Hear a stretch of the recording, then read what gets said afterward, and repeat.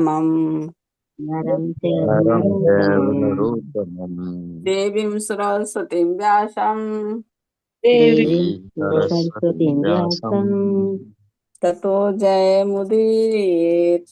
ततो जयमुदीरयेत्। जयमुदीरयेत्। नष्टप्रायेषु भद्रेषु नष्टप्रायेषु नष्टप्रायेषु भद्रेषु भद्रेषु नित्यं भागवत सेवया नित्यं नित्यं भागवत भवति सेवया भगवति उत्तम श्लोके भगवति उक्तं भगवद्गीतं श्लोके श्लोके भक्तिर्भवति नैष्टिकी भक्तिर्भवति भक्तिर्भवति नैष्टिकी नैष्टिकी कृष्णाय वासुदेवाय कृष्णाय कृष्णाय वासुदेवाय वासुदेवाय देवकी नंदनाय च देवकीनन्दनाय देवकीनन्दनाय च च नन्दगोकुमाराय नन्दगोपकुमाराय नन्दगोपकुमाराय गोविन्दाय नमो नमः। गोविन्दाय गोविन्दाय नमो नमो नमः। नमः। मूकं करोति वाचालं मूकं मूकं करोति करोति वाचालं वाचालं पङ्गुं लङ्घयते गिरिं पङ्गुं लङ्घयते लङ्घयते गिरिं गिरिम् यत्कृपातमहं वन्दे यत्कृपातमहं यत्कृपातमहं वन्दे वन्दे परमानन्दमाधवम्। परमानन्दमाधवम्। परमानन्दमाधवम्। मङ्गलाचरण। ओम अज्ञानतिमिरान्धस्य ज्ञानाञ्जनशलाकया चक्षुरुन्मीलितं तस्मै श्रीगुरुवे नमः। चैतन्यमनोभीष्टं यथा चित्तं येन भूतले स्वयं रूपं कदा मह्यं ददाति स्वप्नदानीतकं वन्देऽहं श्रीगुरु श्रीयुक्तपदकमलं श्रीगुरुन् वैष्णवस्य श्रीरूपं साग्रजातं सहगणरघुनाथ विन्तं तं सहजीवं साद्वैतं सावधूतं परिजनसहित कृष्ण चैतन्य देवं श्रीराधा कृष्ण पादां सहगण ललिता श्री विशाखा विश्रांश्च हे कृष्ण करुणा सिंधु दीनबंधु जगतपते गोपेश गोपिका कांतं राधा कांतं नमोस्ते तप्त कांचन गौरांगी राधे वृंदावनेश्वरी वृषभानुसुते देवी प्रणमामि हरि कल्पतरुभ्यश्च कृपा सिंधु भैरव च पतितानां पावन कृष्ण नमो नमः। जय श्री कृष्ण चैतन्य प्रभु नित्यानंद श्री अद्वैत गदाधर श्री वासादि गौर भक्त वृंद हरे कृष्ण कृष्ण कृष्ण हरे हरे हरे राम राम राम हरे हरे। नमः ओम विष्णु पादाय कृष्ण पृष्ठाय भूतले श्रीमते भक्ति वेदांत स्वामिनीति नामिने नमस्ते सरस्वती देवी गौरवाणी परिचारिणे निर्विशेष शून्यवादी पाश्चात्य देश तारिणे हरे कृष्ण कृष्ण कृष्ण हरे हरे हरे राम राम राम हरे हरे। हरे कृष्णा माता जी दंडवत प्रणाम। दामोदर नामामीश्वरं सच्चिदानन्दरूपं लसत्कुण्डलं गोकुले विराजमानम् असोदाभियोलुकलाधवमानं परामिष्टमित्यं ततो द्रुतगोप्या द्रोन्तं मुहुर्नेत्रयुगं भृजनन्तं कराभोगयुगेन सातङ्कनेत्रं मुहुर्श्वासकम्पं त्रिरेखाङ्गकण्ठं स्थितग्रेव दामोदरं भक्तिबद्धम् इति दृक्स्वलीलाभिरानन्दकुण्डे स्वघोषं निजतमख्यापयन्तं तदीयेषु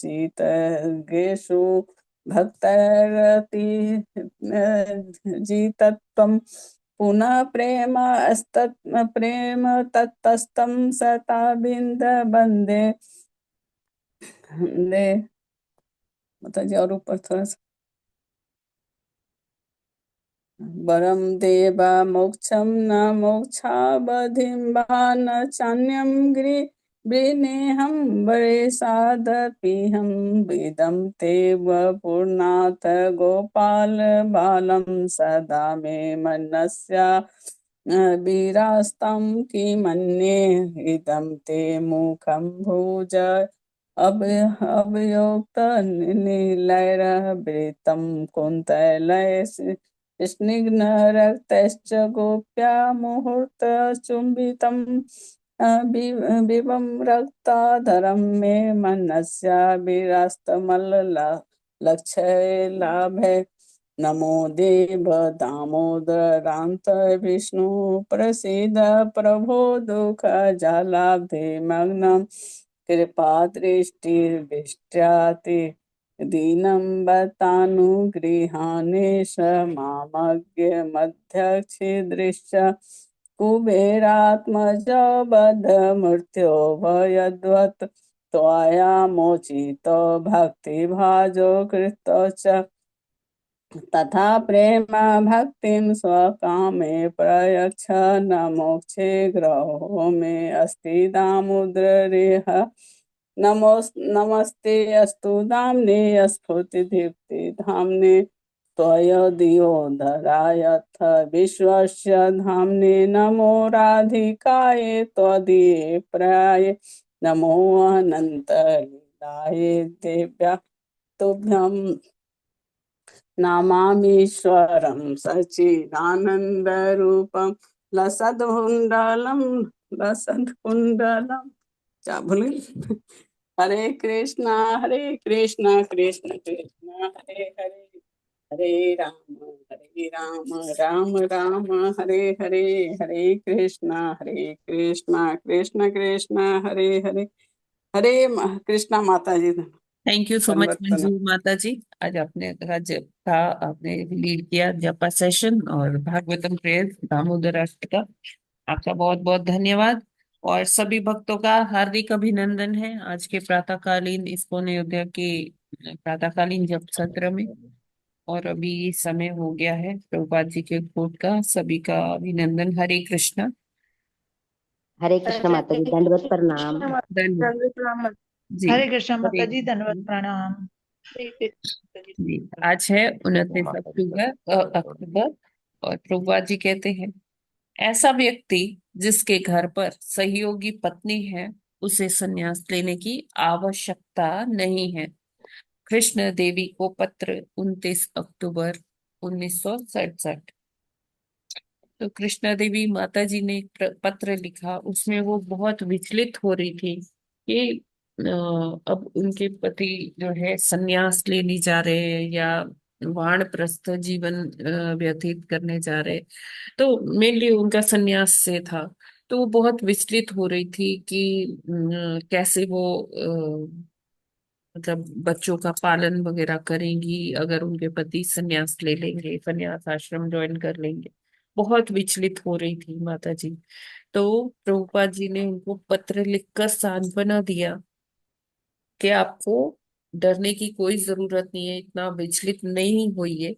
क्यों आप धर्म परायण पत्नी हैं और आपके पति भी प्रचार प्रसार में, कृष्ण के प्रचार प्रचार प्रसार में लगे हुए हैं और बहुत सुंदर कार्य कर रहे हैं। आप दोनों मिलकर, आप दोनों एक दूसरे के पूरक बन के काम कर रहे हैं।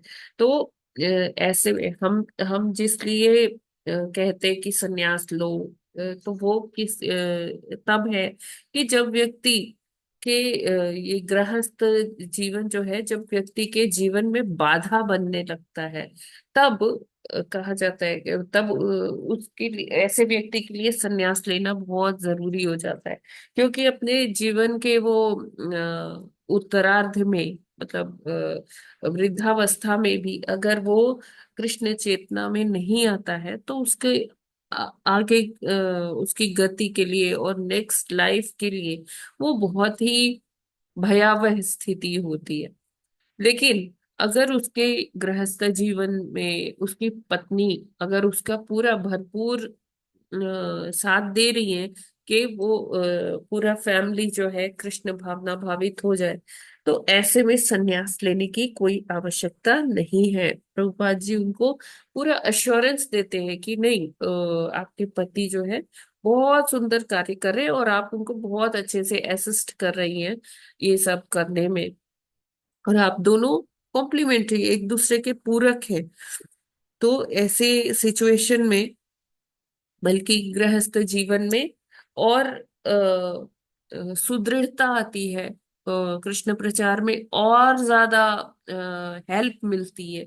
तो ऐसे सिचुएशन नहीं है, आपको चिंता करने की कोई आवश्यकता नहीं है। आप सहयोग कर रही है, बहुत अच्छे से असिस्ट कर रही है अपने पति को, वैसे ही करते रहिए।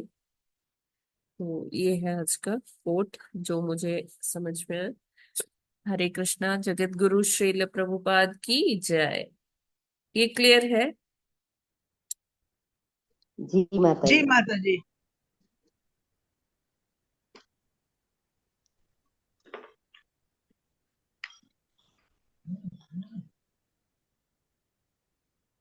ओके, फिर हम मूव ऑन करते हैं भागवतम अध्ययन पर।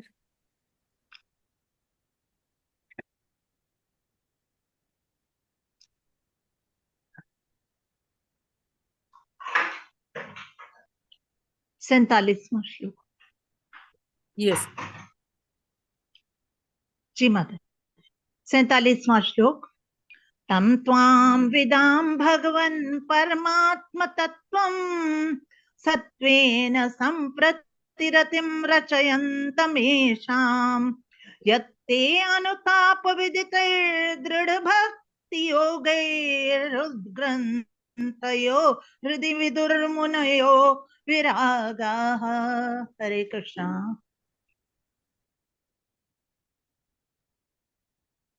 हरे कृष्णा। त्वं त्वां विदाम भगवन् परमात्म तत्त्वं सत्त्वेन सम्प्रतिरति गच्छन्तमीशां यत्ते अनुतापवितीत्यर्थ भक्ति योगे रुद्रग्रन्थयो हृदि विदुर्मुनयो विरागः। हरे कृष्णा। हरे कृष्ण। तं त्वां विदाम भगवन् परमात्म तत्त्वं तत्त्वेन तं प्रतिरतिं रचयन्तमेषां यत्ते अनुताप विदितैर्दृढ दृढभक्तियोगै रुद्रग्रन्थयो हृदि विदुर्मुनयो विरागः। हरे कृष्ण। हरे कृष्ण। तम त्वाम विदाम भगवन् परमात्म तत्वं सत्वेन सम्प्रतिरतिं रचयन्तमेषां यते अनुतापविदित दृढ़ भक्ति योग रुद्र ग्रंथो हृदय विदुर्मुन्यो विरागः। हरे कृष्णा। सभी को दंडवत प्रणाम। हरे हरे कृष्णा। कृष्णा। तं त्वां विदामि भगवन् परमात्म तत्त्वं सत्त्वेन सम्प्रतिरतिरच्यन्तिमेषां यत्तेनुतापि विदिते दृढ़ भक्ति योगे ग्रंथयो हृदि विदुर्मुन्यो विरागः। हरे कृष्णा। सभी को दंडवत। हरे कृष्णा। तम त्वाम विदाम भगवन् परमात्म तत्त्वं सत्त्वेन सम्प्रतिरतिं रचयन्तमीषां तते अनुताप विदितै दृढ़ भक्ति योगैर उदग्रन्थ्यो हृदय विदुरमुन्यो विरागा। हरे कृष्णा। हरे कृष्णा।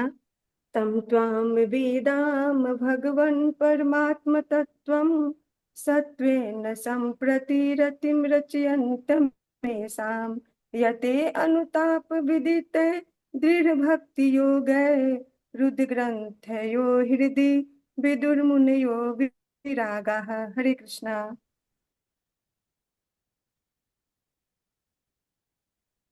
हरे कृष्ण। तं त्वा विदामो भगवन् परमात्म तत्त्वं सत्त्वेन सम्प्रति रतिं रचयन्तमीषां वत्तेनुतापविदित दृढ़ भक्ति योगैर उदग्रन्थ्यो हृदि विदुर्मनयो विरागा। Hare Krishna. Hare Krishna. Thank you so much. शब्दार्थ, अनुवाद और तात्पर्य श्रील प्रभुपाद जी के द्वारा। श्रील प्रभुपाद जी की जय। शब्दार्थ। तम, उसको। त्वाम, तुमको। वेदाम, हम जानते हैं। भगवन, हे भगवान। परम, परम। आत्म तत्व, पर ब्रह्म सत्वेन, आपके सतोगुणी रूप के द्वारा। संप्रति, अब। रतिम, ईश्वर प्रेम। रचयंतम, उत्पन्न करते हुए। ऐशाम, उन सबों का। यत, जो। ते, तुम्हारी। अनुताप, कृपा। विदितई, समझ गया। दृढ़, अविचल। भक्ति योगई, भक्ति द्वारा। उद्ग्रंथ्य, अनुरक्ति से रहित। भौतिक बंधन से मुक्त। हृदय, हृदय में। विदु, समझ गए। मुनिया, मुनिगण। विरागा, भौतिक जीवन में रुचि ना रखने वाले। अनुवाद। हम जानते हैं कि आप परम सत्य अर्थात परमेश्वर हैं, जो अपने दिव्य रूप को अकलुषित या विशुद्ध सतोगुण में प्रकट करते हैं। आपका यह दिव्य शाश्वत रूप आपकी कृपा से ही अविचल भक्ति के द्वारा उन मुनियों द्वारा समझा जाता है, जिनके हृदय भक्तिमयी विधि विधि से शुद्ध किए जा चुके हैं। तो कल हमने देखा था, कल के श्लोक में, एक कैसे जो ये चतुष्कुमार है, चारों भाई है, ये कैसे पहले निर्विशेष ब्रह्म को मानते थे, और ब्रह्म की ही पर मेडिटेट करते थे, और भगवान के दर्शन प्राप्त करके कैसे वो भगवान के साकार रूप में के दर्शन करते ही कैसे वो भक्त बन गए, है ना, भक्ति से ओतप्रोत हो गए भगवान के दर्शन मात्र से। तो आगे आज इस श्लोक के माध्यम से हम समझेंगे कि किस तरह से जो भगवान प्राप्त होते हैं, है ना। जो शुद्ध सत्व की बात की जाती है, तो शुद्ध सत्व में एक जो साधक है, वो शुद्ध सत्व तक का जो जर्नी है, यात्रा है, वो किस प्रकार से कर सकता है, क्या चीजें उसके लिए सुलभ होगी, कैसे उसका यात्रा और सुगम होगी, किस तरह से वो शुद्ध सत्व तक पहुंच सकता है। क्योंकि मेनली जो ये भौतिक जगत में होते हैं लोग, वो प्रकृति के तीन गुणों से बंधे हुए होते हैं, और जब तक कोई प्रकृति के तीन गुणों में बंधा है, वो शुद्ध भक्ति तक नहीं पहुंच सकता है। तो वो हम देखेंगे कि क्या क्या वो चीजें हैं जो इफेक्ट करती है व्यक्ति की भक्ति लाइफ को, स्पिरिचुअल लाइफ को। तो इसमें क्या बता रहे हैं कि आपका यह दिव्य शाश्वत रूप आपकी कृपा से ही अविचल भक्ति के द्वारा उन मुनियों द्वारा समझा जाता है। कौन समझ सकता है भगवान के रूप को, भगवान को, कि जिनके हृदय भक्ति में विधि से शुद्ध किए जा चुके हैं। अब जैसे हमने एक दिन पढ़ा था कि मतलब समझ रहे थे हम कि जब भगवान का साकार रूप का दर्शन कर रहे थे, कि भगवान की एड़ी जो है वो कैसी है, तमाल कृष्ण पत्तों के, कोमल पत्तों के अंदर जैसे किसी ने शहद भर दिया, भगवान की एड़ी उस तरह से। भगवान का जो मुख है वो कैसा है, जैसे मक्खन का एक आप गोला लीजिए, और उसमें अगर आप अपनी उंगलियां डालने का कोशिश करिए, एकदम अंदर सॉफ्टली वो चली जाएगी ना। तो वैसे भगवान का मुख है, मतलब उसमें कुछ ऐसा नहीं है। अगर हम अपने मुख में उंगली डालें तो क्या होगा, दांत बीच में टकराएंगे, जो जॉज है, हड्डियां हैं, वो टकराएगी। लेकिन भगवान एकदम क्या है, मक्खन की तरह। ये कौन समझ सकता है? किसी ने क्या भगवान के मुख के अंदर उंगली डाल के देखी है? नहीं। जो भक्त है, जो भक्ति में एकदम लगे हुए दिन रात, मतलब उनको ये भी स्मरण नहीं है कि उन्होंने भोजन किया नहीं किया, पानी पिया नहीं पिया, लेकिन वो भगवान के अविचल भक्ति में लगे हुए हैं। ऐसे मुनि उनको समझ पाते हैं, है ना। उनको भगवान के साकार रूप को समझना सब मतलब आसान नहीं है। वो भक्ति में जो प्रोसेस है, उसी के द्वारा ये जो मुनि है, जो बड़े बड़े भक्त है, वो भगवान को देख भी पाते हैं, सुन भी पाते हैं, और वो भगवान को, भगवान का एक एक जैसे अंग है उसको इतनी विस्तार में चर्चा कैसे कर पाते हैं, क्योंकि वो अपने भक्ति रूपी चक्षु से, आध्यात्मिक चक्षु से वो सब देख पाते हैं, महसूस कर पाते हैं, उसको टच कर पाते हैं। तो वो ऐसी स्थिति में किस तरह से कोई साधक पहुंच सकता है, या कोई भक्त ऐसी स्थिति में कैसे पहुंच सकता है, क्योंकि भौतिक जगत में ये स्थिति प्राप्त करना कोई बिरला ही कर सकता है। तो हम लोग आगे देखते हैं, तात्पर्य में बहुत सुंदर तात्पर्य है। आप लोग अप्रिशिएट करेंगे प्रभुपाद जी कितने अच्छे से समझाते हैं हम लोगों को, वरना ये समझ पाना हमारे बस की बात ही नहीं थी। हरे तात्पर्य। कृष्ण माता जी। यस प्रभु जी। लेकिन कहते हैं कि भौतिक जगत में जो तीनों गुण हैं, सतगुण, रजोगुण और तमोगुण, ये तो प्रकृति जनक है। हाँ, तो आत्मा प्रकृति जब का। प्रकृति के संपर्क में आती है तो इन गुणों से तो बद्ध होगी ही। फिर कौन सा व्यक्ति ऐसा होगा जो परम सत्य तक पहुंच पाएगा, जो हाँ, अब शुद्ध सब तत्व में वही से हो देखने पाए। जा रहे हैं प्रभु जी, वही पढ़ने जा रहे हैं। हाँ हाँ। परम सत्य को तीनों तीन रूप में, निर्विशेष ब्रह्म, अंतर्यामी परमात्मा तथा पूर्ण पुरुषोत्तम भगवान के रूपों में समझा जा सकता है। यहाँ इसे स्वीकार किया गया है कि परम सत्य को समझने में पूर्ण पुरुषोत्तम भगवान अंतिम शब्द है। ये अब यहाँ पर देखिए, ये जैसे प्रभुपाद जी ने अपने भगवत गीता के तात्पर्यों में कितनी जगह परम सत्य का वर्णन किया है। अगर आप लोग पढ़ना चाहते हैं तो आप लोग 2.2 भगवत गीता 2.2 पढ़ सकते हैं, दूसरे अध्याय का दूसरा दूसरा श्लोक। उसमें प्रभुपाद जी ने भगवान के बारे में, ये परम सत्य के बारे में, तीनों अवस्थाओं के बारे में बहुत डिटेल में लिखा है। ये तीनों अवस्थाएं क्या है? ये निर्विशेष ब्रह्म, अंतर्यामी परमात्मा और पूर्ण पुरुषोत्तम भगवान। अगर कोई चाहे कि मैं डायरेक्टली मैं तो भगवान को ही समझना चाहता हूँ, तो ये संभव नहीं है। एक भक्ति मतलब भक्ति का प्रोसेस है, स्टेप बाय स्टेप ये होता है। जैसे कल भी मैंने बोला था कि जैसे ध्रुव महाराज जी अपनी तपस्या कर रहे थे, तो नारद मुनि ने उनको स्टेप बाय स्टेप बताते गए कि अब ऐसा करना है, अब ऐसा करना है, अब ऐसा करना है। तो निर्विशेष ब्रह्म जो है वो क्या है?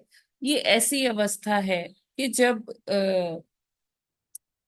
एक भक्त को, जब वो साधना करता है, काफी धैर्य पूर्वक साधना करता जाता है, तो उसका जो मन है जब स्थिर होने लगता है, तब उसको निर्विशेष ब्रह्म, ज्योति, एक प्रकाश पुंज नजर आता है ना। उसे लगता है कि सब बहुत प्रकाशमान है, बहुत सुंदर। मतलब उसको एक, जैसे हम अपनी आंखें बंद करते हैं तो हमें क्या नजर आता है? जब हम अपनी आंखें बंद करते हैं तो क्या नजर आता है, बताइए। हरे कृष्णा। हरे कृष्ण माता जी, जो तस्वीर हम मन में रखते हैं ना भगवान की, जो हम फोटो देखते हैं, हमें मुझे तो वो ही नजर आते हैं भी हाँ वो है। जी कोशिश जी। करती हूँ भी वो साक्षात खड़े हों फोटो से निकल के, बस ये हाँ हाँ। ऐसा नजर आता है। और अगर हम ऐसे जनरल डिस्क्राइब करें तो हमें अंधेरा नजर आता है, राइट। हाँ जनरल, हाँ ठीक हाँ, है। मतलब अगर हम ज्यादा कंसंट्रेट करें। कॉमन व्यू लें तो आंखें बंद करेंगे तो अंधेरा ही नजर आता है ना। तो जी। धीरे धीरे धीरे जैसे फोकस होने लगता है, बढ़ता जाता है, तो धीरे धीरे हमें कई बारी एक लाइट नजर आती है, एक बीम नजर आती है, एक छोटा बिंदु नजर आता है, किसी को किसी कलर का दिखता है, किसी को किसी कलर का दिखता है।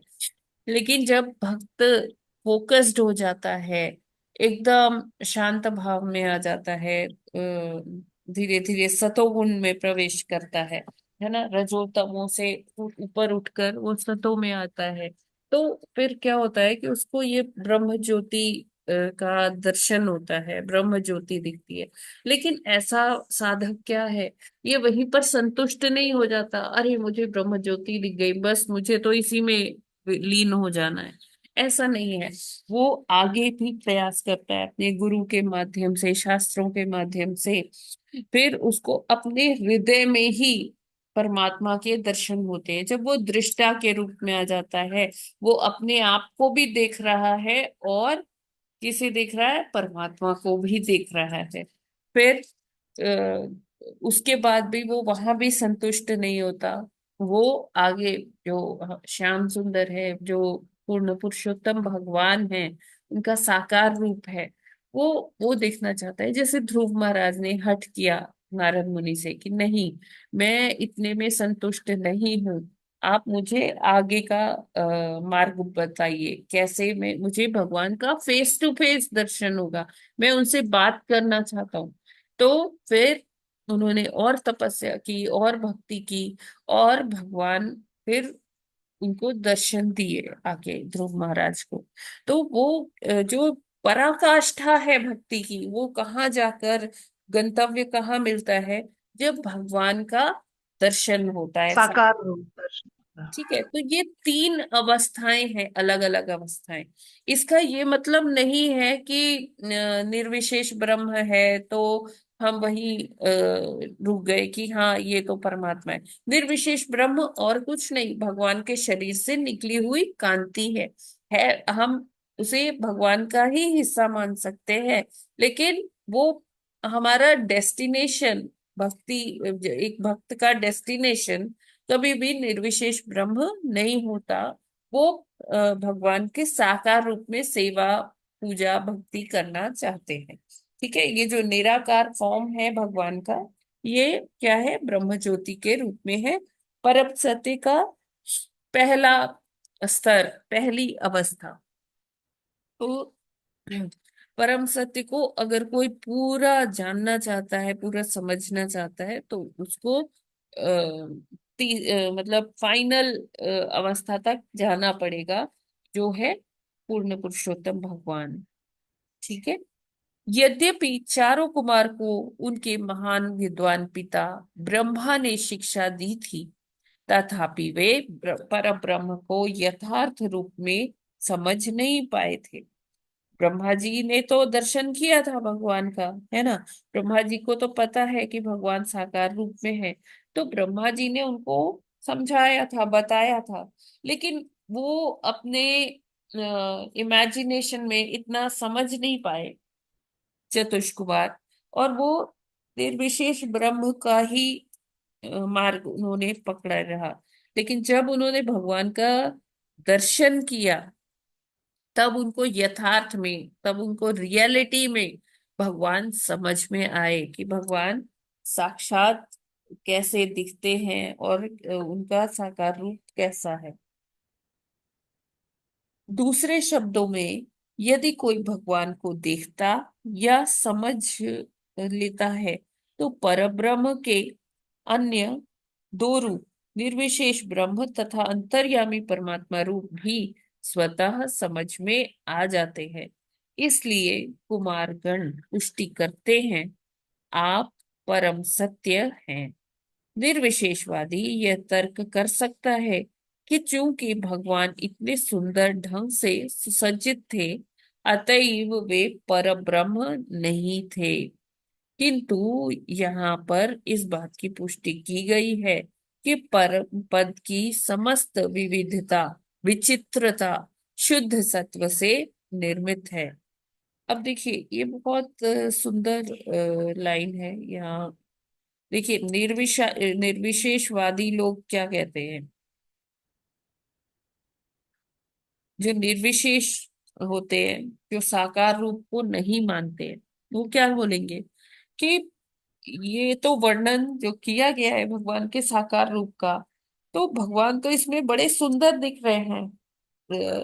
उन्होंने इतने आभूषण अलंकार धारण किए हुए हैं, वो कैसे परब्रह्म हो सकती है? परब्रह्म तो निराकार होता है ना। वो कहते हैं ये जो सारी चीजें हैं, जैसे अलंकार हैं, ये तो भौतिक जगत के लिए है, ये सब मिथ्या है। जो भगवान है, भगवान तो निराकार है, निराकार कोई ये सब कैसे धारण कर सकता है? तो वो इसको झुठलाने का प्रयत्न करते हैं निर्विशेषवादी लोग, है ना। तो क्योंकि उनको उनका जो सिद्धांत है कि निराकार में से साकार आते हैं, भगवान निराकार है, परब्रह्म निराकार है। जब कोई ऐसी स्थिति आती है तो भगवान अपना क्या करते हैं, निराकार में से वो रूप अपना एक फॉर्म जो है वो ले लेते हैं। लेकिन हमने जैसे देखा कि साकार में से तो निराकार आता है, लेकिन निराकार में से साकार वाली बात जो है वो सही सिद्धांत नहीं है। तो यहाँ पर क्या बताया गया है? किंतु यहाँ पर इस बात की पुष्टि की गई है कि परम पद की समस्त विविधता, यानी कि देखिए हमारे भौतिक जगत में कितनी विविधताएं हैं, कितनी वैरायटी है प्रकृति की, है ना। एक में अलग अलग योनियां हैं, अलग अलग पेड़ पौधे, झरने, नदियां, ये सारा माउंटेन्स, ये सब क्या है? ये भगवान का ही रचा हुआ है। और हम इसे ऐसे झुठला नहीं सकते, है ना, कि ये तो सिर्फ भौतिक जगत का ही है। ये कहा जाता है कि भौतिक जगत में जो है वो उस आध्यात्मिक जगत का क्या है, इन्वर्टेड फिगर है वो, प्रतिबिंब है ना। तो प्रतिबिंब तो उसका ही बनेगा ना जो जो चीज एक्चुअल में है।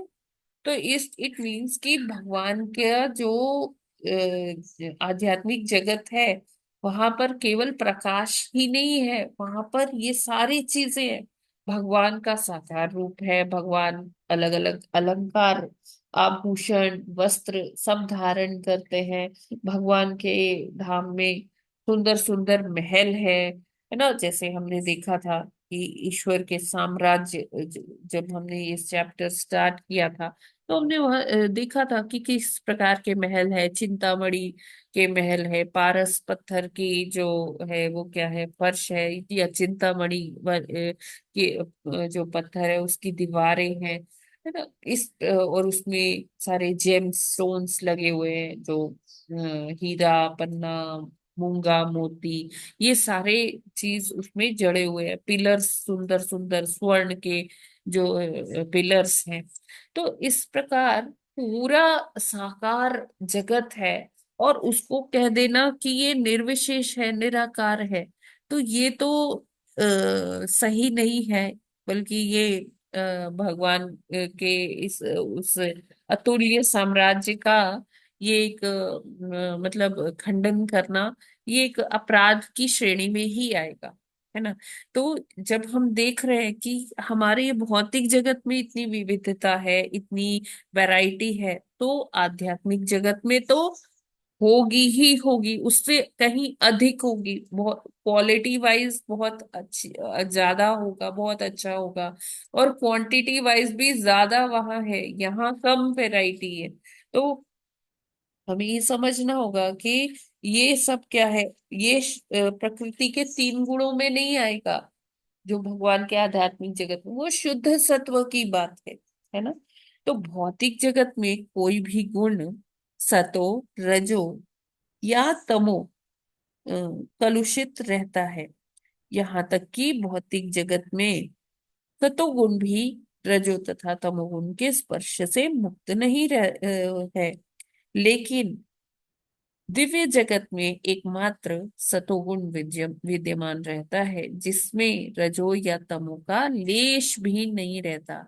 इसलिए भगवान का स्वरूप तथा उनकी विविध लीलाएं एवं साज सामग्री सारे के सारे शुद्ध सत्व गुण में हैं। सतोगुण में ऐसी विविधता भगवान द्वारा भक्त की तुष्टि हेतु सतत प्रकट की जाती है। भक्त परम सत्य को शून्यता या निर्विशेषता में नहीं देखना चाहता। तभी क्या होता है, भक्त के अगर दृष्टिकोण से देखा जाए तो उसे वो शून्यता या निर्विशेषता, निराकार की बात, उसमें उसे कोई रसास्वादन ही नहीं होगा, वो कुछ टेस्ट ही नहीं कर पाएगा।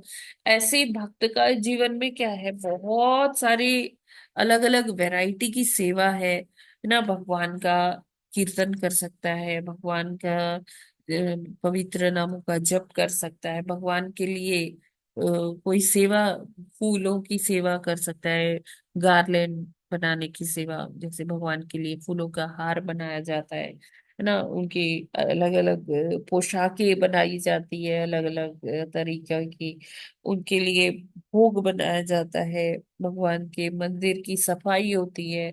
तो ये सारी विभिन्न सेवाएं हैं, प्रचार की सेवा है। तो ऐसे में भक्त जो है अलग अलग सेवा का आनंद लेता है, हर चीज में उसको फ्लेवर मिलता है, टेस्ट मिलता है।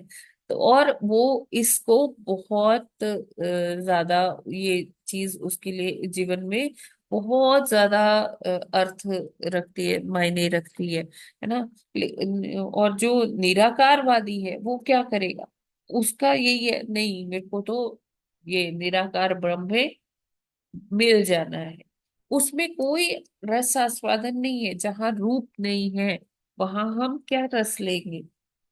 जहां हम कोई फॉर्म देख ही नहीं रहे, कोई किसी तरीके का स्ट्रक्चर नहीं देख रहे, तो वहां पर कैसे आनंद लेंगे, कैसे सेवा करेंगे। बस वहां घूमते रहो, घूमते रहो, घूमते रहो। एक प्रकाश है, प्रकाश कितनी देर तक वो हमें आकर्षित कर पाएगा। और वो बहुत, भक्त के दृष्टिकोण से देखा जाए तो वो एक बहुत नीरस तरह की लाइफ है। ठीक है, लाइफ तो क्या ही बोलेंगे, वो बहुत, वो यात्रा कह लीजिए, वो बहुत नीरसता से परिपूर्ण है। तो प्रभुपाद जी कहते हैं कि उसमें निर्विशेष ज्योति में घूमते रहते हैं ऐसे लोग जो भगवान के निर्विशेष ब्रह्म ज्योति में जो तदाकार होना चाहते हैं, उसमें विलीन होना चाहते हैं, घूमते रहते। जितनी उन्होंने भक्ति की है उसी के अनुपात में उस समय के लिए वो घूमते रहते हैं ब्रह्म ज्योति में। और उसके बाद उनको फिर से कहाँ आना पड़ता है, भूलोक में वापस आना पड़ता है। और ऐसे लोग फिर से अपनी भक्ति को आगे कंटिन्यू कर पाते हैं भगवत कृपा से। तो आगे लिखते हैं प्रभुपाद जी, सतोगुण में ऐसी विविधता भगवान द्वारा भक्त की तुष्टि हेतु सतत प्रकट की जाती है। भक्त परम सत्य को शून्यता या निर्विशेषता में नहीं देखना चाहता। एक अर्थ में परम दिव्य विविधता केवल भक्तों के निमित्त होती है, अन्यों के लिए नहीं। क्योंकि दिव्य विविधता का यह स्पष्ट रूप एकमात्र भगवत कृपा से ही समझा जा सकता है, मानसिक चिंतन या आरोही विधि से नहीं। तो हम अपने मेंटल स्पेक्यूलेशन से ये सारी चीजें नहीं समझ सकते। भगवान उसको उतना ही रिवील करते हैं जो जितनी भगवान में श्रद्धा रखता है। अदरवाइज भगवान और भगवान के ये साज सामग्री, भगवान के अलंकार, ऐसे व्यक्ति के लिए जो में श्रद्धा नहीं रखता, उसके लिए ये सारी चीजें आच्छादित रहती, वो नहीं देख पाएगा उसको। अगर कोई बुक भी दे दे, शास्त्र भी दे दे, तो उसको वो समझ में नहीं आएगा। पढ़ेगा तो रीडिंग कर पाएगा, लेकिन स्टडी नहीं कर पाएगा, उसे समझ नहीं पाएगा, है ना। तो वो उतना देख भी नहीं पाएगा कि हाँ ये सारी चीजें क्या है, क्योंकि वो उससे आच्छादित रहती है, कवर्ड रहती है।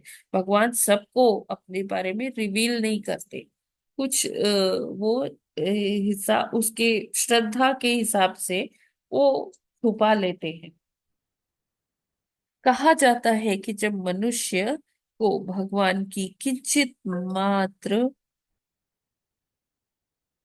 किंचित मात्र भी कृपा प्राप्त होती है तो वह भगवान को समझ सकता है। अन्यथा उनकी कृपा के बिना मनुष्य हजारों वर्ष तक चिंतन करते रहने पर भी यह नहीं समझ सकेगा कि वस्तुतः परब्रह्म क्या है। यह कृपा भक्त द्वारा तब अनुभव की जाती है जब कल्मश से पूरी तरह मुक्त हो जाते हैं। इसलिए कहा गया है कि जब सारा कल्मश उन्मूलित हो जाता है और भक्त भौतिक आकर्षणों से पूर्णतया विरक्त हो जाता है, तभी वह भगवान की इस कृपा को प्राप्त कर सकता है। तो कैसे एक भक्त भगवान को जान सकता है? भगवान की कृपा से ही जान सकता है। जब तक उसके हृदय में थोड़ा भी कल्मश रहेगा, जब तक ये प्रकृति के गुण उसको बांधे रहेंगे, जब तक वो इस बद्ध जीवन में फंसा रहेगा, तब तक वो भगवान को समझने में अक्षम ही रहेगा, है ना। और ये कैसे समझा जा सकता है? अगर हम भक्तों का एसोसिएशन करें, भक्तों का संग करें। देखिए, जहाँ ये प्रकृति के तीन गुणों की बात आती है ना, तो प्रकृति के ये जो तीन गुण हैं हमारी लाइफ में कहाँ कहाँ ये मैटर करते हैं। मतलब हम इसे अपनी हर जगह, हर चीज में इसे हर चीज में। देखते हैं, जी। हर चीज में। कैसे? जैसे कि अगर हम सोचें कि हमारा खाने का style, food food style, life style हमारा, तो उसमें हम कैसे देख सकते हैं? जैसे हम जो खा रहे हैं, या फूड बना रहे हैं, पहले वो भगवान के लिए ही बना रहे हैं, सोच के कि ये भगवान के लिए बन रहा है, तो उसे ऑफर करेंगे, ऑफर करके तब उसे खाएंगे ऐसे। और ये खाने दिख रहा के है भी क्या? नियम है ये ये सब। दिख रहा है क्या? माता जी कुछ नहीं है, एड टेक्स्ट ऐसे कुछ आ रहा है। हरे कृष्ण माता जी। जो सात्विक भोजन होता है सतोगुणियों को पसंद आता है, जो कि सिंपल होता है, जिसमें के अलग अलग जो स्तर से। फूड कुक किया जाए वो यही सोच के किया जाए कि पहले ये भगवान के लिए बनाया जा रहा है, अपने लिए नहीं। वो गॉड कॉन्शियसनेस में आ जाता है फिर। नहीं नहीं, ये बात मैं डिस्कस ही नहीं कर रही माता जी। जैसे अगर हम 17वें अध्याय में देखें, तो 17वें हम्म। अध्याय में भगवान 8 9 10 17.8 9 और 10 9 हमें बताते हैं कि ये फूड किस प्रकार सतोगुणी। के होते हैं, फूड हम्म। स्टाइल किस प्रकार के होते हैं। सतोगुणी, हम्म। रजोगुणी और तमोगुणी। देखिए, तमोगुणी। जो तमोगुणी, ये लिखा हुआ दिखाई दे रहा है क्या? नहीं माता जी, फूड लाइफस्टाइल ऐसा आ रहा है कुछ, हाँ, तो वही तो पूछ रही हूँ, दिख रहा है क्या? यही पूछा मैंने। उसमें और कुछ नहीं आ रहा है। तो और कुछ अभी लिखा ही नहीं है। बस, अच्छा कैप्शन आ रहा है बस। तो अगर हम सतों में देखें, सतों में कैसा, जो सात्विक फूड है ना, सात्विक हम्म। फूड जो ज्यादा तीखा नहीं है, तेल मसाले वाला नहीं है, जो मतलब रसमय होता है, हाँ, एक दुग्ध। मिनट, तो फिर प्रॉब्लम। तो जो जैसे सात्विक फूड कैसा होता है कि जो जिसमें जो नेचुरल जो जूसेस है वो रहते हैं, फ्रेश जो प्रिपेयर किया जाता है, वो सात्विक में आता है, सत्वगुणी सात्विक होता है ना। जिसमें है। कोई भी जी। पंजेंट स्मेल नहीं होती है, जैसे हम्म। लहसुन प्याज की बड़ी पंजेंट सी स्मेल आती है, तीखी स्मेल। वो सब हाँ जी। नहीं होता है। ज्यादा तीखा नहीं होता है, ज्यादा राजसी नहीं होता है। इसमें क्या है कि सारे जैसे शुद्ध सब्जियां ली गई, फल लिए गए, जो जूसीनेस है वो रहती है इसमें ना। तो ये जो है सतोगुनी फूड है। फिर जो है, अगर हम बात करें रजोगुणी। रजोगुनी जो फूड है, मसालेदार, अम्लीय। है है ना। Please hmm. क्रिटिकल ना कीजिए। माता स्पाइसी फूड होता है, जो दार, ये से अच्छा नहीं। अम्लीय, तीखा,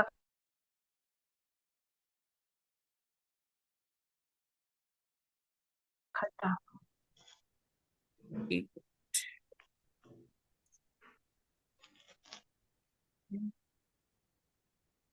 मैं ये क्लोज कर रही हूँ, फिर मैं अलग से ये डिटेल भेज दूंगी, है ना। अभी ऐसे डिस्कस कर लेते, बहुत जी स्क्रिप्ट हो रहा है। जी, कोई स्क्रिबलिंग कर रहा है बीच बीच में।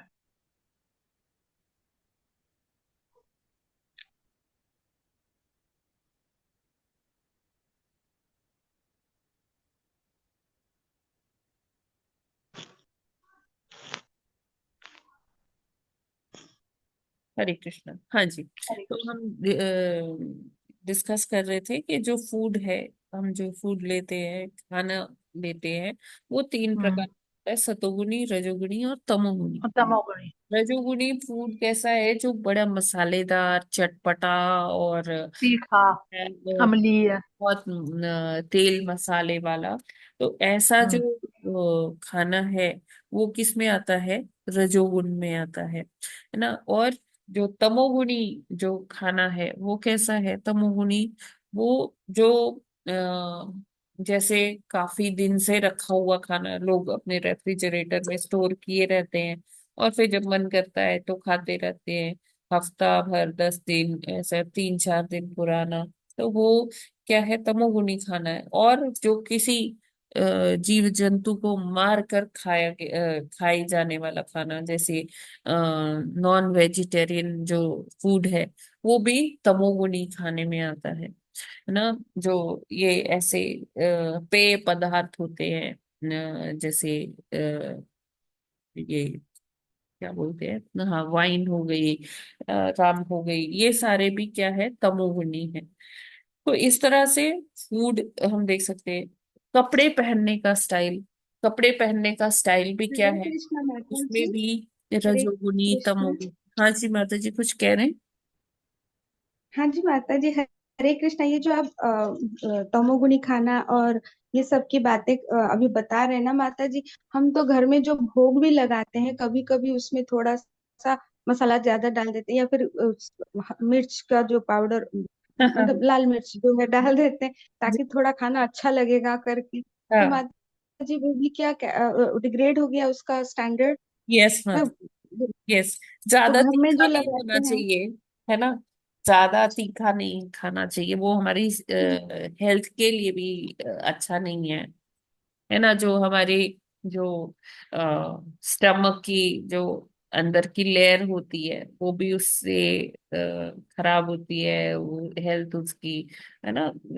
तो इसलिए हमें ज्यादा अम्लीय खाना, एसिडिक भोजन, जैसे कई लोग उसमें बहुत ज्यादा ये कुछ चीजें होती है जिसमें ये सिट्रिक एसिड और अलग अलग किस्म के केमिकल्स भी डाले जाते हैं, वो सारा रजोगुणी खाने में आ जाता है माता जी।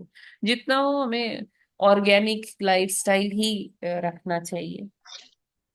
क्योंकि जब हम अच्छा ज्यादा तो मैं तेल, मसाले, स्पाइसेस ये यूज करते हैं ना, तो जो फूड का जो इंट्रिंसिक जो उसके क्वालिटी होती है, जो मिनरल्स होते हैं, वो सब भी इफेक्ट हो जाते हैं। वो सब मेल फॉर्म, डिस्टॉर्ट हो जाती है उसकी प्रॉपर्टीज।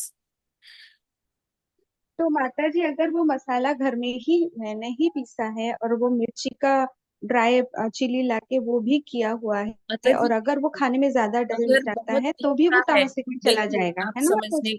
समझने का प्रयास कीजिए। चाहे आप चिलीज घर में भी बना रहे हैं, पाउडर उसका, तो जी लेकिन अगर वो टेस्ट में ज्यादा तीखा है माता जी, तो वो हम हाँ अपनी जी जबान के लिए बना रहे हैं, जी है जी, ना। हाँ यही पूछना चाह क्योंकि रही थी मैं। हाँ, जी ज्यादा तीखा नहीं रखना चाहिए, वो सात्विक खाने में जी नहीं आता है ना, क्योंकि वो हमें जी अंदर जी, हार्म करता है। ठीक ठीक है। ठीक है माता जी। हाँ, कुछ ठीक है अमाउंट में कर सकते हैं, अदरवाइज तो मतलब बहुत लिमिटेड होना चाहिए। ठीक है ना। ठीक है माता जी। हाँ अक्सर हम कुकिंग जी करते जी। हैं तो हम अपने टेस्ट के हिसाब से करते हैं कि मुझे अच्छा लगना चाहिए, हाँ है ना। तो वो फिर उसमें जी सत्व नहीं आ सकता है माता जी, सतोगुणी वो नहीं रह जाता है। ठीक जी है। जी माता जी। जी। तो आगे से उसमें भी मॉडरेशन हमें लाना है हाँ हाँ हाँ, डालने में, है यस ना माता यस यस, धीरे धीरे। जी? देखिए, हम हमें हमारा एम क्या है, भगवान जी को प्रसन्न करना। और जब भगवान जी ने स्वयं बताया, आप पढ़िएगा माता जी 17.8, 9 और 10, आपको एकदम क्लैरिटी हो जाएगी कि हमें कैसा, भगवान जी को कैसा ऑफर भी करना चाहिए। ठीक है जी ना? माता जी। जी। तो आगे बढ़ते धन्यवाद। हैं। हरे कृष्णा। अब जैसे हमारा ड्रेसिंग लाइफस्टाइल है, जैसे अभी हमने फूड की चर्चा की, ड्रेसिंग, बहुत कुछ मतलब हम लोग किस तरह की ड्रेस पहनते हैं, कैसा पहनते हैं, वो भी बहुत इफेक्ट करता है हमारी स्पिरिचुअलिटी को, है ना? क्योंकि एक्सटर्नल से ही इंटरनल बनता है ना? जो ग्रॉस है उसी से सटल बनेगा। जो हमारा स्थूल शरीर पर हम जो कार्य कर रहे हैं, उसी से सूक्ष्म शरीर बनता है। ठीक है। तो जैसे आप देखते हो कि अभी फैशन के नाम पर लोग क्या क्या नहीं कर लेते हैं, है ना? अजीब अजीब तरह के कपड़े पहन लेते हैं, है ना? आपने देखा होगा कि जैसे जीन्स पहनते हैं लोग, तो जीन्स में भी कई बारी इतना वो टाइट फिटिंग जीन्स हो जाती है, या वो ना कंफर्टेबल होता है, और ना वो अच्छा भी लगता है। और जैसे फटे कपड़े पहनने का बहुत चलन हो गया है, बड़े ब्रांड के नाम पर। वो इतना मतलब कॉस्टली भी मिलते वो कपड़े, है ना? और वो पहनने में इतना वियर्ड भी लगता है। तो ऐसा जो पहनावा है, वो क्या है? कटे फटे कपड़े पहनना, और कम कपड़े पहनना या छोटे कपड़े पहनना, वो क्या है? तमोगुण से ही प्रेरित है इस तरह का पहनावा। फिर जैसे रजोगुणी है, रजोगुणी मतलब कि ठीक है, जैसे हम कहते हैं फॉर्मल वेयर, तो उसमें ऐसा तो नहीं है कि कटे फटे हैं, लेकिन वो फॉर्मल वेयर है कि हाँ ठीक है, मीटिंग्स में जाना है तो पैंट्स, सूट्स, ये सारा, शर्ट्स, टाई, ये सारा लगा के जा रहे हैं कि ये ऐसा जो राजसी जो कपड़े पहनने का तरीका है, ये हमें कहीं ना कहीं अहंकार लेके आता है कि हाँ, मैं इस पद पे हूं, इस पोस्ट पर हूं, तो मुझे ऐसा ही पहनना है। तो वो चीज भी है। फिर जब हम बात करते हैं सतोगुनी पहनावे की, तो सतोगुनी पहनावा बहुत सिंपल, बहुत और मतलब कहते हैं कि जो देखता है वो भी प्रभावित होता है। तो जैसे सतोगुनी पहनावा है, तो जैसे माता जी के लिए साड़ी है या गोपी ड्रेस है, और तिलक वेयर करना, हमें तिलक धारण करना चाहिए। और प्रभु जी को धोती कुर्ता, या अभी कुछ थोड़ा सा जैसे चेंज हो गया, मिश्रित सभ्यताएं आ गई, तो हम देखते हैं कुर्ता पैजामा भी पहनते हैं कई लोग। तो ये सारा जो है वो सतोगुनी लाइफस्टाइल है। और ये लाइफस्टाइल का, जैसे मैंने पहले भी कहा, कि जो ग्रॉस बॉडी पर हम काम करते हैं, उसके द्वारा कर्म करते हैं, उसका पूरा असर हमारे सूक्ष्म शरीर पर भी पड़ता है, सटल बॉडी पर भी पड़ता है। ठीक है।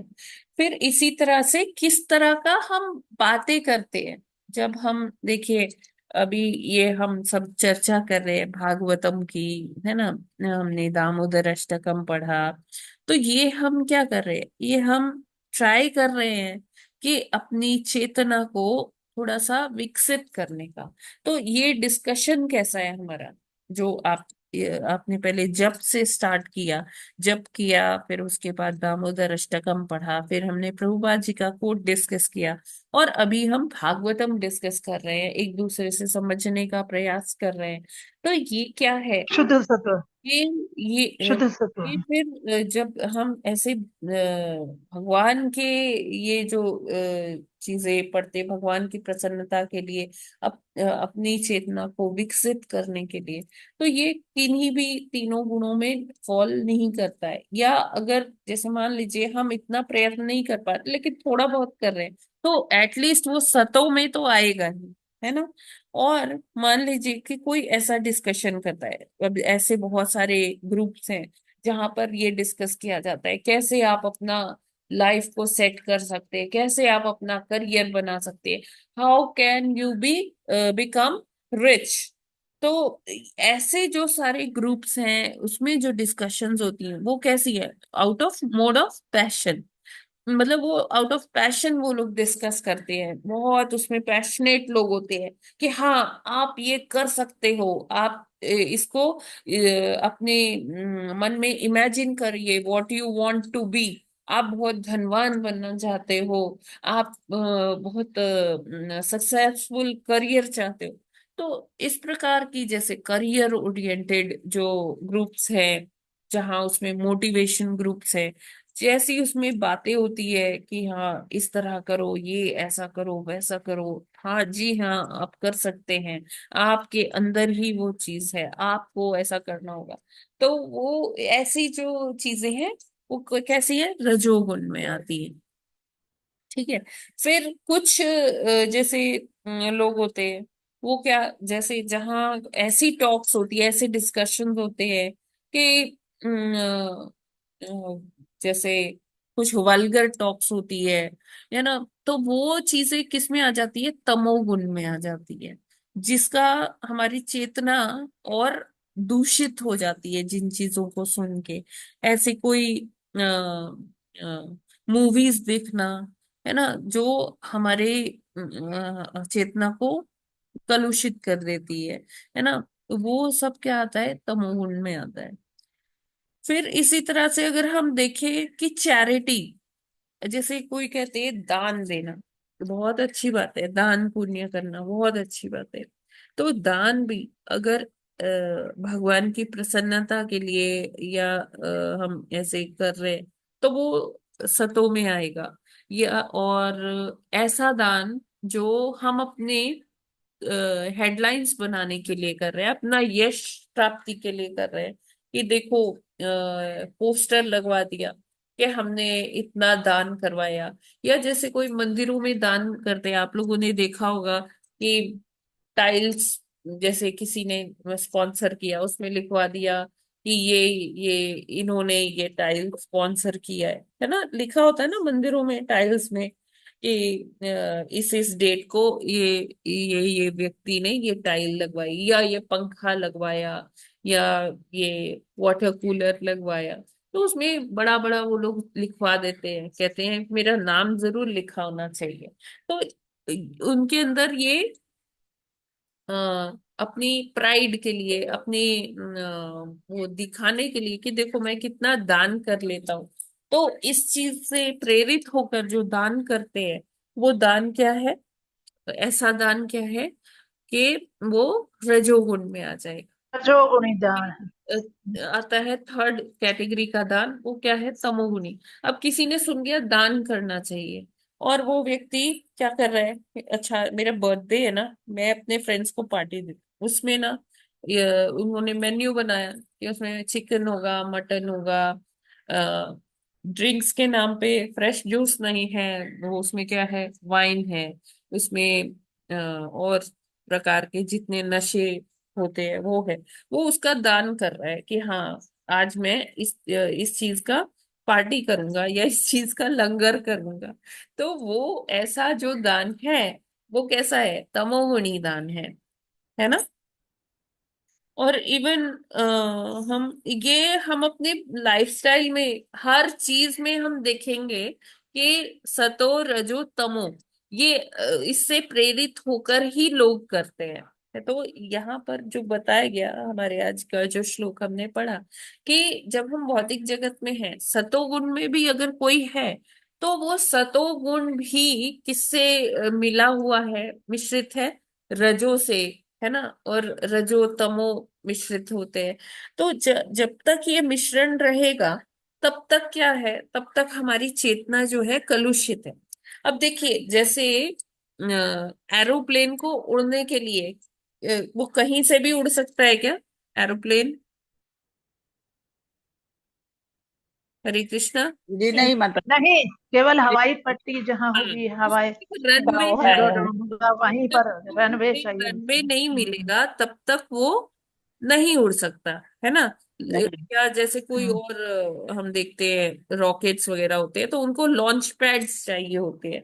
जब तक वो लॉन्च पैड नहीं हम्म। मिलेगा या एरोप्लेन के लिए रनवे नहीं मिलेगा तब तक एरोप्लेन ऊपर नहीं उड़ पाएगा। तो उसी तरह से शुद्ध सत्व में जाने के लिए हम जब तक सतों में नहीं आएंगे तब तक हम शुद्ध सत्व में नहीं पहुंच सकते। तो रजो तमो को छोड़कर जब हम सतोगुणी लाइफस्टाइल को फॉलो करते हैं तो वो क्या होता है कि वो हमारे लिए एक आधारशिला बनती है कि हम आगे और उन्नत होके शुद्ध सत्व में पहुंच जाएंगे। ठीक है। तो एक लॉन्च पैड बन जाता है जिससे कि हम आगे प्रोपेल कर सकते हैं, प्रोपगेट कर सकते हैं इधर को शुद्ध सत्व में। ठीक है, ये क्लियर है क्या? हरे कृष्णा। जी माता जी। माता जी, ये एक तरह से माता जी। लैडर के हिसाब से हो गया, हाँ सीढ़ी प्रगति की, माता जी, धीरे धीरे प्रभु जी, ना। आप लोगों को क्लियर हरे है? कृष्ण माता जी। जी माता जी, सब चीजें जब तक सतोगुण में आने के लिए या शुद्ध सत्व में जाने के लिए ये आवश्यक है कि सब चीज में जो है पहले तो सत्व में आना पड़ता है। चाहे वो खाना हो, चाहे वो पहनना हो, चाहे रहने का तरीका हो, चाहे वो संगत हो, चाहे वो पार्टी हो।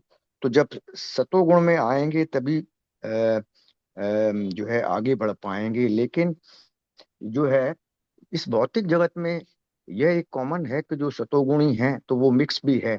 सतोगुणी व्यक्ति भी कभी रजो में भी आता है और तमोगुण में भी आता है। इसी तरह से रजोगुणी भी कभी सतो में भी आता है, कभी तमो में ज्यादा हो जाता है। ऐसे ही रजोगुणी भी है जी जी। ऊपर में। लेकिन फिर ये आवश्यक है कि इनको मेंटेन किया रहे और सतोगुण में ही रहा जाए, भोजन भी सात्विक किया जाए। और जब तक पूरा कल्मश दूर नहीं हो जाएगा तब तक भगवान के पास जाने का रास्ता साफ नहीं हो पाएगा। जितना जो भगवान से श्रद्धा रखेगा उतना ही भगवान उसको रिवील करेंगे और इस तरह से शुद्ध सत्व में पहुंच जाएगा। तो ये बहुत आवश्यक है आगे बढ़ने के लिए। लेकिन माता जी, ऐसा कहा गया है कि जो लोग निरंतर या कंटिन्यूअस भाव से भगवान की सेवा में, भक्ति में, पूजा में, शास्त्रों के अध्ययन में और हरि नाम में लगा रहता है, वह प्रकृति के तीनों गुणों सतोगुण, रजोगुण और तमोगुण को पार कर जाता है और सत्व में या शुद्ध सत्व में स्थित होता है। इसके अलावा ये भी कहा गया है जो कोई हरि नाम लेते हैं, कृष्ण का भजन करते हैं, जी जी। वो प्रकृति के तीनों गुणों को पार करके शुद्ध सत्व में ही स्थित होते हैं। और एग्जैक्टली। इवन भगवान के तो नाम की शक्ति इतनी ज्यादा बताई गई है कि ये भी कहा गया है कि कृष्ण का नाम लेते ही वो हैं जो कि पहले से ही जिनके सारे पाप से मुक्त हो जाते हैं, यानी कि तीनों गुणों से को पार करके जाते हैं। और कृष्ण का नाम लेने वाले इस वजह से कहते हैं कि ये तो शुद्ध सत्व में या सत्व में स्थित है। क्योंकि ये शास्त्र में भी कहा गया है कि जो सतोगुणी हैं वो देवताओं की पूजा करते हैं। लेकिन ये भी कहा गया है कि सतोगुणी भगवान वासुदेव की पूजा करते हैं। लेकिन भगवान कृष्ण के नाम का जहाँ सवाल आता है तो कहते हैं कि भक्ति इतनी स्ट्रांग है कि जो भगवान का नाम लेते हैं वो सत्व में जी जी। सतोगुण से ऊपर है। हरे कृष्ण माता जी। हाँ, इसमें प्रश्न है क्या कोई? ठीक है। माता जी, बस यही था कि भक्ति से जो है इन सब गुणों को पार किया जा सकता है। हाँ। और कुछ था तो सही, लेकिन अब मैं भूल गया। चलिए, कोई बात नहीं, मैं देखता हूँ जब तक कोई और यस, और किसी का कोई प्रश्न है क्या? हरे कृष्णा माता जी, प्रवचना। हाँ जी माता जी, बताइए रेणु माता जी। माता जी, जैसे चतुष कुमार थे तो इन्होंने जब भगवान के साक्षात दर्शन कर लिए तब इनको पूरा विश्वास हुआ। और पहले माता जी ब्रह्मा तो जी क्या। ने उनको बताया था, ब्रह्मा जी ने उनको भगवान के साकार रूप के बारे में बताया था, लेकिन हाँ हाँ हाँ, उसे रियलिटी कैसी है वो समझ नहीं पा रहे थे। अब जैसे जी आ, हम लोगों ने उस दिन डिस्कस किया कि भगवान की नाभि ऐसी है कि जैसे मानो उसमें अमृत का समुद्र है या शहद का जी समुद्र है ना। भगवान के जी चरण कमल ऐसे है, भगवान के जो टांगे हैं वो कैसी है, केले के पत्ते केले के तने के जैसी हैं, पतली पेड़ के तने से। डॉल, है ना। तो हाँ। हम जी जब ऐसा कहते हैं तो एक बार तो हाँ हमें अच्छा लगता है सुनने में, लेकिन कैसे होंगे, रियलिटी में कैसे होंगे, हम उसका जी अनुमान लगाने में अक्षम है माता जी, है ना। जी जी बिल्कुल। तो इसी तरह से जी जी सनत कुमार को बताया तो था ब्रह्मा जी ने, लेकिन वो उस चीज को यथार्थ में नहीं समझ पा रहे थे। तो वो जब नहीं समझ पा रहे तो वो जो निर्विशेष ब्रह्म है उसी से ही वो ज्यादा आकर्षित थे। लेकिन जब उन्होंने वो यथार्थ में देख लिया, अरे वाह भगवान तो साकार रूप में इतने सुंदर हैं कि आंखें ही नहीं हट रही है भगवान के चितवन से, भगवान के पूरे रूप से। तो फिर उनको समझ में आ गया और वो भक्त बन गए ब्रह्मवादी से। जी जी पहले मतलब माता जी ब्रह्मवादी थे। हाँ जी। मतलब बस इतना करते रहे कि जैसा ब्रह्मा जी ने बताया उनके पिता ने, मैं पूर्ण रूप से वैसा दर्शन करूं, वो दर्शन करने में फिर वो सफल हो जाते, हाँ तब यस। वो जी पूर्ण भक्त हो जाते। बिल्कुल बिल्कुल। जी जी। हरे कृष्णा माता जी, धन्यवाद प्रणाम, बहुत अच्छे से थैंक यू। समझ आ गया। जी यस, और किसी का कोई प्रश्न है क्या माता जी, प्रभु जी?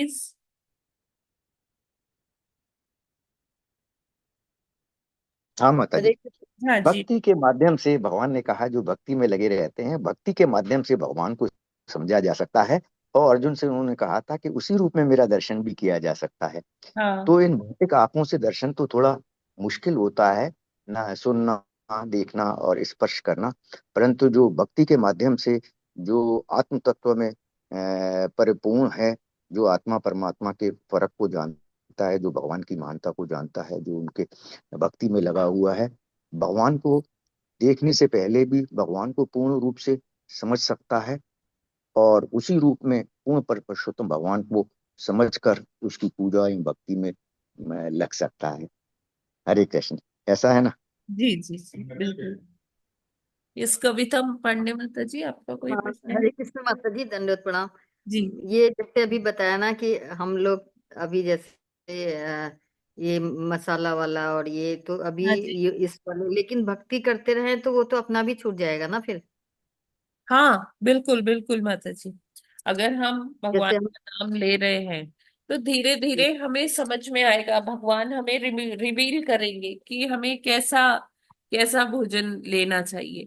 मान लीजिए अभी हमारी ऐसी कुछ आदतें हैं कि हमें तीखा चटपटा बड़ा अच्छा लग रहा है, हम बाहर का भी खाना खा रहे, स्ट्रीट फूड भी खा रहे हैं कि हाँ जी देखो चाट है और गोलगप्पे है, ये हमें बड़े अच्छे लग रहे हैं, बहुत स्वाद आ रहा है इसमें।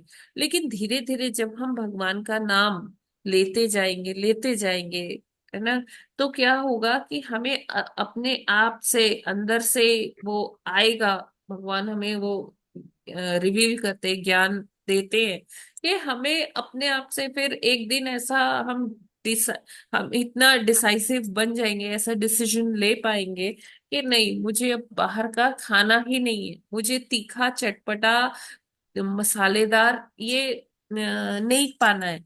जैसा मेरे भगवान पाते हैं मुझे केवल वो ही पाना है ना। केवल मैं प्रसादम पाऊंगी।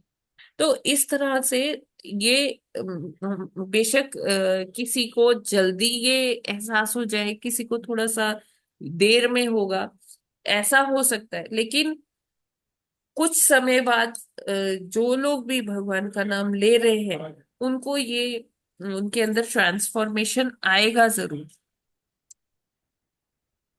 जी, ठीक है माता जी। लेकिन जी माता जी, और लेकिन ऐसा भी है, मैंने ऐसा देखा है, उल्टा भी देखा है कि हाँ पहले ऐसा भोजन हो रहा था, हाँ लेकिन अपने घर के उसमें आकर के वो उसका वो बदल गया, उन्हीं के अनुसार भोजन करने लगे।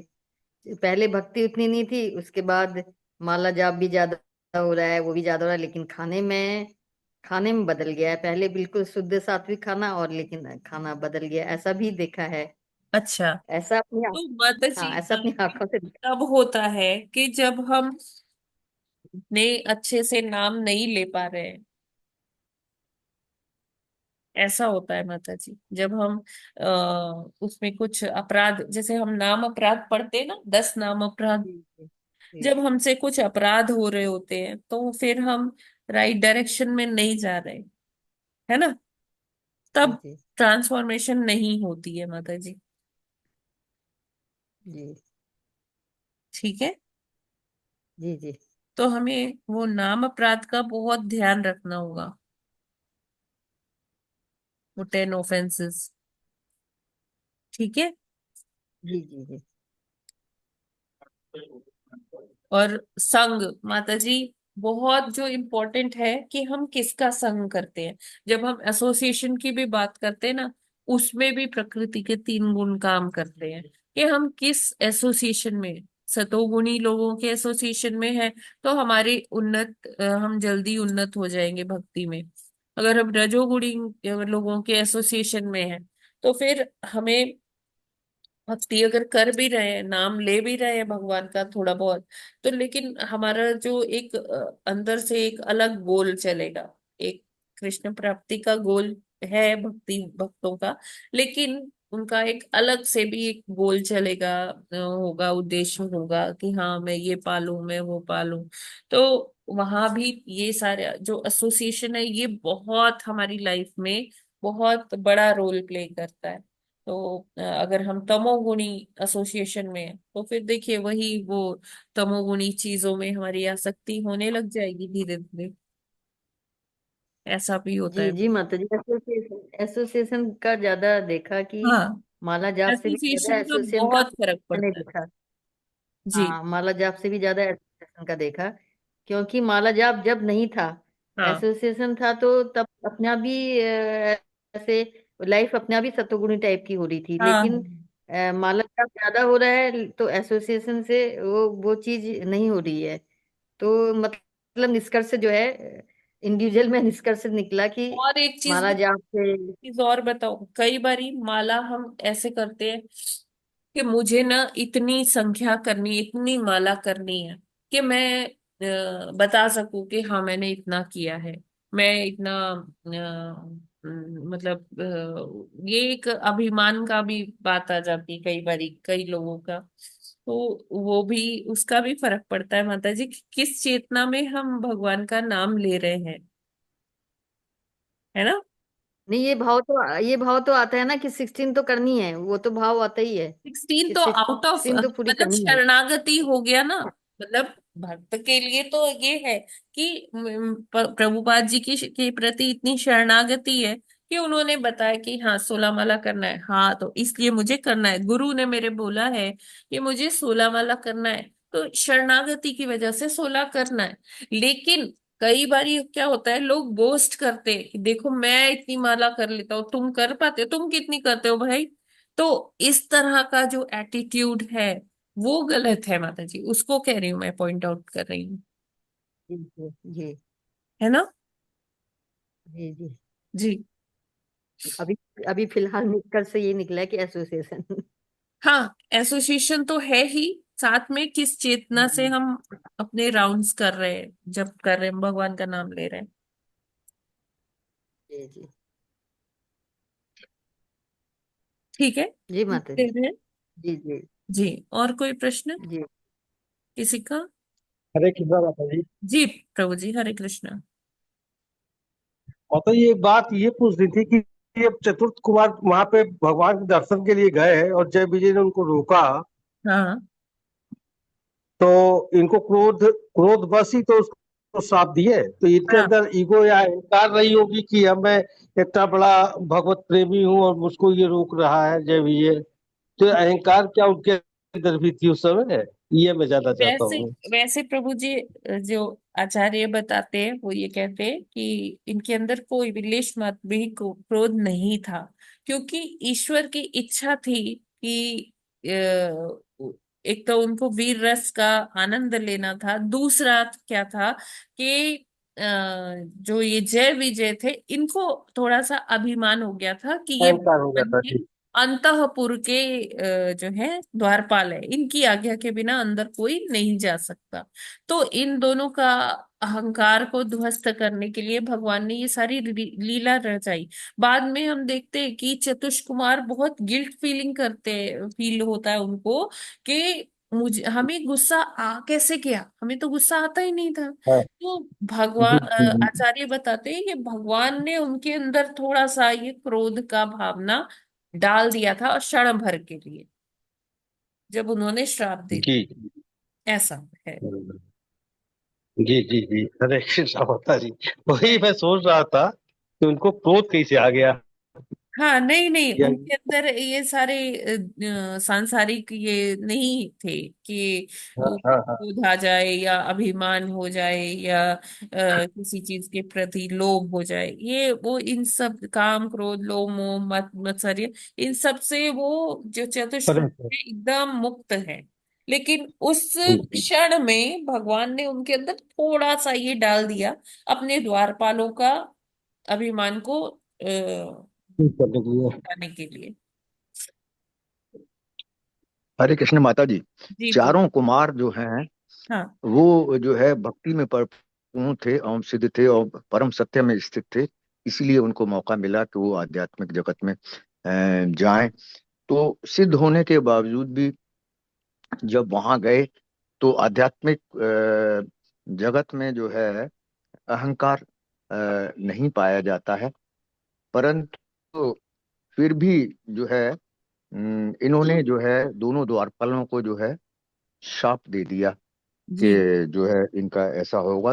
तो ये भी कहा गया है कि भौतिक जगत में तो जो है अहंकार भौतिक वस्तुओं के लिए होता है, परंतु आध्यात्मिक जगत में जो अहंकार है भगवान भक्ति के लिए, यहाँ भक्ति के मार्ग में भी अहंकार के होने से इनकार नहीं किया जा सकता है। प्रभुपाद जी हाँ ने जी, ऐसा बिल्कुल कहा है। बिल्कुल बिल्कुल है, ऐसा है। तभी तो जय विजय में भी अहंकार आ गया। अर्जुन भगवान के सखा थे, उनमें भी अहंकार आ गया, भीम में भी अहंकार आया, यहाँ तक कि बलराम जी में भी था अभिमान। जी जी हाँ माता जी। अब दोनों जो जय विजय द्वारपाल थे वो हालांकि भगवान की लीला के अंतर्गत ही उन्होंने जो है चारों कुमारों को भगवान के सातवें द्वार से रोका और उसमें वो प्रवेश नहीं कर पाए। हालांकि वो भक्ति में परिपूर्ण थे, परंतु कहते हैं कि कुमार लोग जो है बेसिकली निर्विशेषवादी थे, निर्विशेष ब्रह्म को मानने वाले थे। और सातवां द्वार अगर वो खोलते तो वो भगवान के साकार रूप को मानने वालों को के लिए है।